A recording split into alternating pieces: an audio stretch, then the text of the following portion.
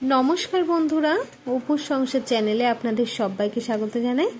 আজ আমি রান্না করে দেখাবো তেলাকুচু শাক দিয়ে শশার শুক্তো। একদম নিরামিষ এই রান্না, আপনারা কিন্তু খুব সহজে বাড়িতে বানিয়ে ফেলতে পারবেন। আর এই শুক্তোটা একবার খেলে মুখে লেগে থাকবে। তো চলুন দেখা যাক আজকের রান্না। তো প্রথমেই এখানে তেলাকুচু শাকটাকে কিন্তু খুব ভালো করে বেছে এভাবে কেটে নিয়েছি। আর এখানে একটু বড় টাইপের যে শশাগুলো হয় সেই শশাকে কিন্তু আমরা এইভাবে টুকরো করে কেটে নিয়েছি। আর এখানে আছে 2 টুকরো ছোট সাইজের মতো আদা।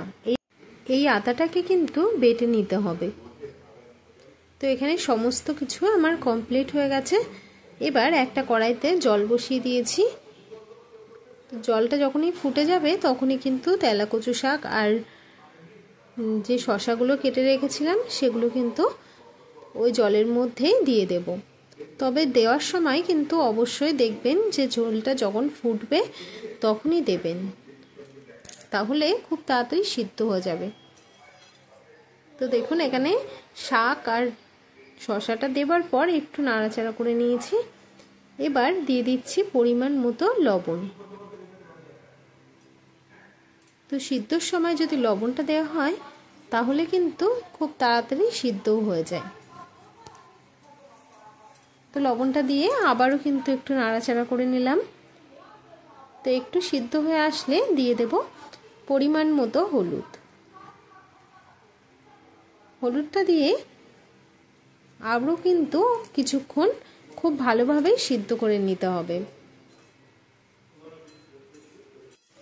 আর যারা শশার শুক্তো খাননি তারা কিন্তু এভাবে একবার বানিয়ে খেয়ে দেখবেন, এটা কিন্তু খেতে দুর্দান্ত হয়।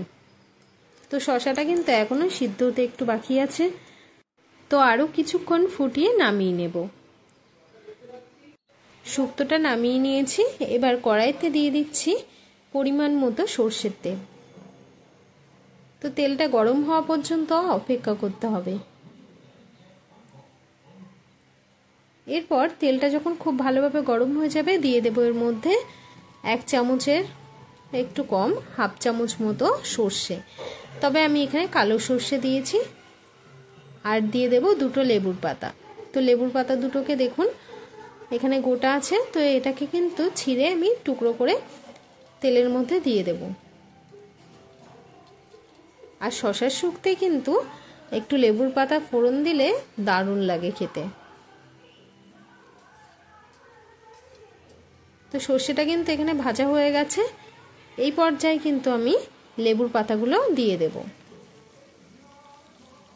এবার খুব ভালো করে কিন্তু লেবুর পাতাগুলোকে কিন্তু একটু ভেজে নিতে হবে।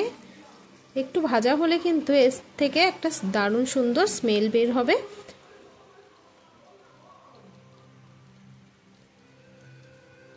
তো দেখুন পাতাগুলো কিন্তু একদম ভাজা হয়ে গেছে।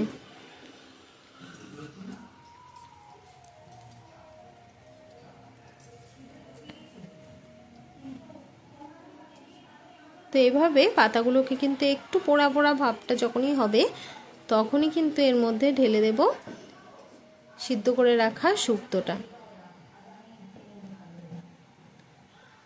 তো এবার দিয়ে দিচ্ছি সিদ্ধ করে রাখা তেলাকুচু শাক আর শশা। তো সেগুলো সমস্ত কিছু দিয়ে একটু সেই থালাটা দিয়েই কিন্তু আমি ঢাকা দিয়ে দিয়েছি। তাহলে কি হবে, এর ফোড়নের যে একটা সুন্দর গন্ধ সেটা আর বাইরে বেরোবে না। তো কিছুক্ষণ পর থালাটা কিন্তু আমি তুলে নিয়েছি। তুলে কিন্তু শুক্তোটাকে খুব ভালো করে এভাবে একটু নাড়াচাড়া করে মিশিয়ে নিতে হবে।